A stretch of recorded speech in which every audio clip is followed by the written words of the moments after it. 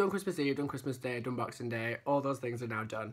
So I will now take you back in time to actually tell you exactly how I celebrated Christmas. And oh, it was a lot different and a lot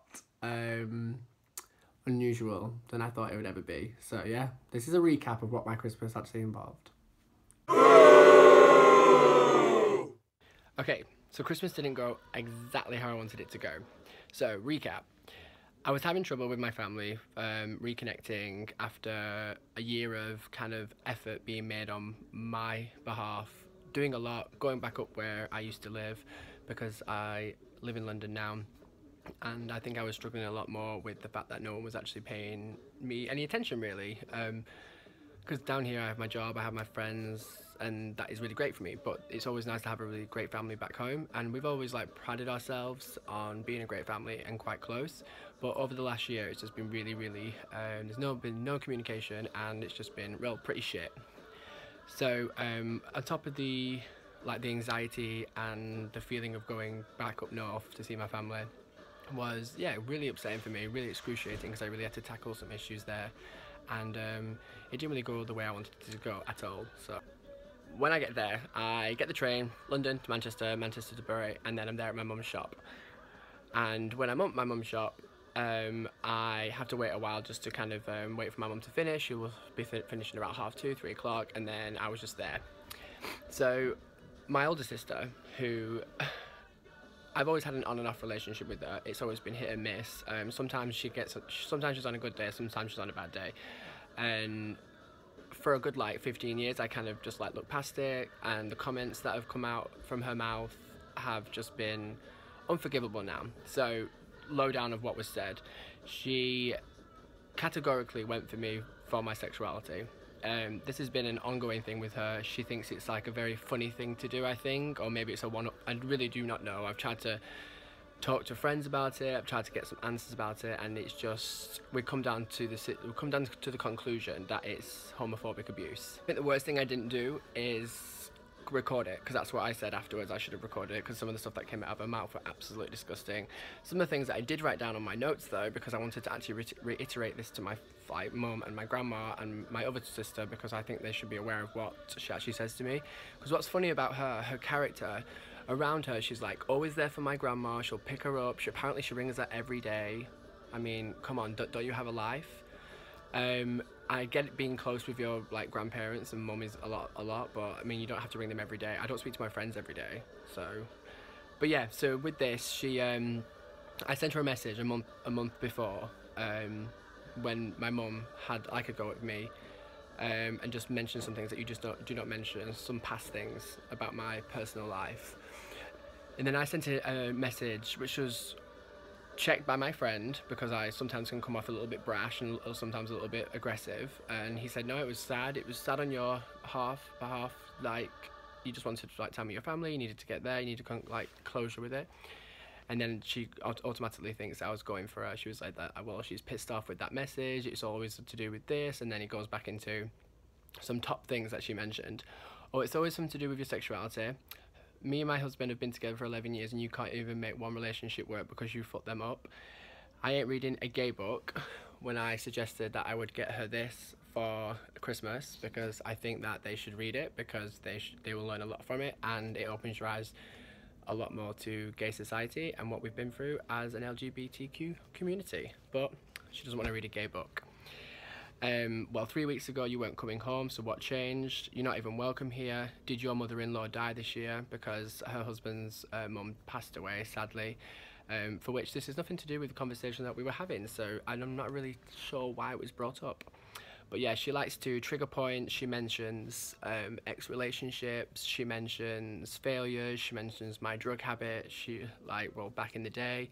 She mentions my attempted suicide 3.5 years ago. Just all things that you just don't really bring up at all. I mean, I could bring up loads, but I wasn't really going to push to shove, so it's just sad how that went down. So from that awful debacle, we went from there to my grandparents, well, my grandma's, and I was gonna keep it inside because I was literally shocked. My hands were shaking. I was just so terribly upset. I remember just leaving and I was behind her and I was just like, you're a vulgar, vile, you're not even a human being. You're an empty space. So I said in the end, if you ever have a gay child, I hope you don't put this on them. I really hope you support them. I really hope you give them the best life. And then apparently she's turned around, this is what my grandma told me, and said that I said to her, I wish she had a gay child. I didn't say that. I wouldn't wish the anxiety, the bullying, the abuse, anything and everything that usually comes with like being homosexual, because homophobia is not funny, and it has to be, especially when it's not in the family. But I've got myself together. So we go to my grandparents and I try and hide it, and then something comes out about a present and I just mention it, and I'm just like, oh well, apparently grandma, you are going to come for me because my cards to my grandma and my mum came late or something, and in the post, and I'm like, oh, so petty, so pathetic. Like, my sister's 32, 33, it's like, Jesus, grow up. So from there I broke down, had an emotional breakdown in front of everyone, my grandma, my auntie, my mum, and yeah, from there it was kind of, I thought something was going to be done about it, because my grandma offered the advice of just focus on the people who love you and then just ignore the rest, but that would kill my mum. I know that because she's like fought so hard and long for us all to get along. But I said, like, this is the one thing that will not be squashed anymore. Like, name calling and things I can deal with, but not homophobic abuse and not digs at my lifestyle or my lifestyle choices. And like, I didn't choose to be gay. I am just gay, and it's just like a little part of me. But even though it might be a little bit part of me, our history is massive, and we've endured so much, and I know everyone else has as well, but this is literally, just take into account, this is just about me, and they need to appreciate the fact that I'm standing up for myself, and I think I did a good job of it.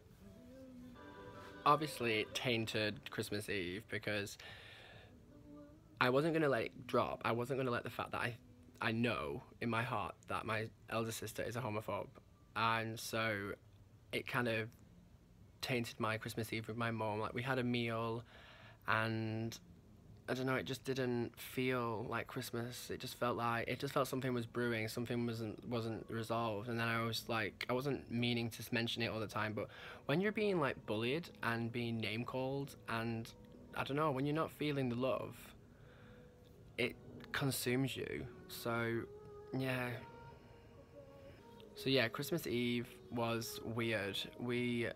Me and my mom, yeah, it was just awkward. And then, God, if I could turn back the time, I don't know, if I could only be an only child. Okay, so Christmas Day, and it was weird. I woke up at like 10:30, 11. My mum usually wakes me up if I'm there, and it's just, all of it was out of whack. It was all just weird. And then I come downstairs, have some breakfast, and then me and my mum exchange presents, and then my elder sister Francesca, she has a partner, she has a house, she has like a lot more income than I do, and like double income, and yeah, it did get to me because they got my mum a lot more, and I just said I can't do these things anymore, because now that I live in London, I can't spend as much as I used to be able to spend. And I just said, in the end, I just wish that my family, I said this to my mum, I wish my family was not as materialistic as I believe they are. So that erupted in a conversation, then tears, and then my mum went for me and was like, maybe you're just jealous about your sisters and their success in relationships and houses and things like that. And I said, success isn't a relationship. Just being with someone is not a successful life. I mean, you don't have to be with someone, and my mum should know fully well that's not the case, because my dad passed away when I was 15, and she's not been with anyone else since, so a life isn't made for that. So then I give my 2 cents in, and then it was just like hurling abuse again. It was just like, I was just saying, you're just like Francesca, you're just doing the same thing, you're mentioning things that you should not mention. My past relationships are nothing to do with anyone apart from apart from myself and the person I was with. But I even said, if they mentioned my last relationship one more time, or spoke about him in high regard, then I would say the real reason why we broke up, because no one actually does know the real reason why we broke up. So she was like, oh, it's probably something really dramatic, like always with you, Car, with your kind. And I was like, okay, again. And then when this happened, she's crying, she's upset. And I said, well, you need to teach your daughter to not be a homophobe. And the fact that you're all pathetic as a family, because in the end, you've not even given me any, you tell people that I'm in London and you're proud of me, but then yet no one comes to visit me and no one's proud of that. So yeah, just a little bit out of whack. So all of that is going on. And then my grandma comes in the house with my sister, Francesca, and literally, when my grandma tries to get our hands and goes, right, we're going to call a truce. I'm not calling a truce on homophobia. No. This is not like little like name calling from kids. This is like grown adults saying nasty things about gay community and myself. You may just think it's just aimed at me because I'm your brother and you can get away with it, but you can't. It's aimed at the whole LGBT community, and literally I've had about 10-15 years of it with her. So yeah, it all erupted. Shouting, screaming, crying, tears, and by 11, yeah, I was probably out the house. Yeah, I was kicked out on Christmas Day.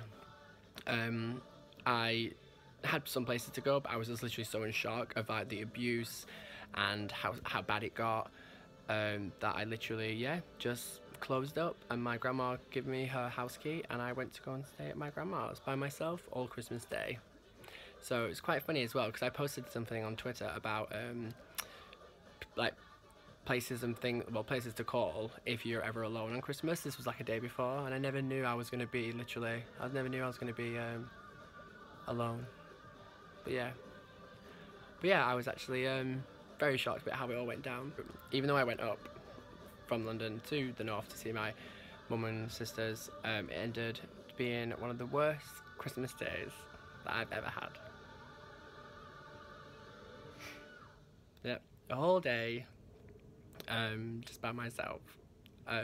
But I told some friends, and for the first time ever, I actually stopped playing this whole happy Kyle, and I put it on social media what happened, not in depth, just like in homophobia at home and things like that. Because it is my own. It was at the time my only way to reach out to someone, because I was just feeling so alone. And yeah, social media actually helped that day. So as you can tell, I'm still a little bit shocked and upset by it, but this is why you have to stand up for LGBTQ rights all the time, because if we don't, we just let them win. God, I'm sweating. This is when I get upset. I'm just like, but yeah, so in closing, even though this happened to me, it happens to a lot more people as well. It happens to this every day. It's not just Christmas Day. It just sucks that it had to happen on a day that's so like kind of built up and everything like that. But in the end, Christmas Day is just a day, and family are just family. I've said this years before, that family, you don't choose your family, you choose your friends. And I had so much love and support from friends in America, friends in London, friends all over the globe that reached out on that day and would just even to have a message saying that if you want to speak or want to talk about it, they're there. So I was very thankful to everyone who had actually reached out and were there that day. So you did help me. Thank you. So this year, the first time ever, I went on to antidepressants because I wasn't dealing with a lot of things very well. I was living in a really awful situation in Brixton, and everything else. My head was just all over the place. But it did do a lot for me. I was on them for around about 5 to 6 months, and then I came off them. My anxiety went down a lot. I feel like it did really help. I was just really, really ashamed and disappointed in my family that you would do that to someone on Christmas Day, and I don't think this will ever go away. I don't think the shock and humiliation that I felt will go. I feel so disconnected from them that I don't see anywhere back. It's all just one big blur now. So me and my sister, my elder sister, there's no going back from this. I want her to get help. I want her to go and see like a counsellor or something. I feel like she needs to get something sorted in her mind. She has either something pent up inside her against me from an early age, maybe because she had to look after us from an early age or things. But you can't literally do this for that long. You can't go after someone for so long, especially after that's their sexuality, especially the fact that she's pregnant. You would never do that to your child, and you would never want them to be humiliated, segregated, isolated, and thrown out of family house on Christmas Day. I mean, I don't think there's anything worse. But yeah, it's opened my eyes and it's given me a very good reality check. So remember, stay strong. And I can say that now that I'm 30. I would never probably have the courage to be so confident in my sexuality and my lifestyle. But I'm here.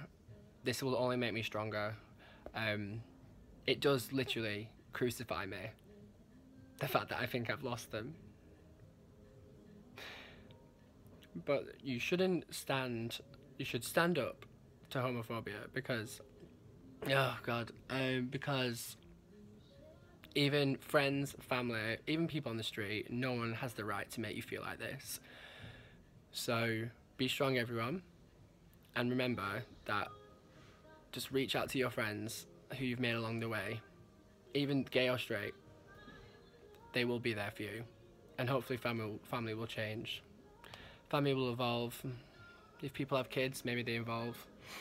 But, I mean, who knows what is to happen with this? Because literally, it's the first time in a long time I really don't know what's next. Stay loved, guys and girls, and I love you all. Thanks for watching. Happy New Year.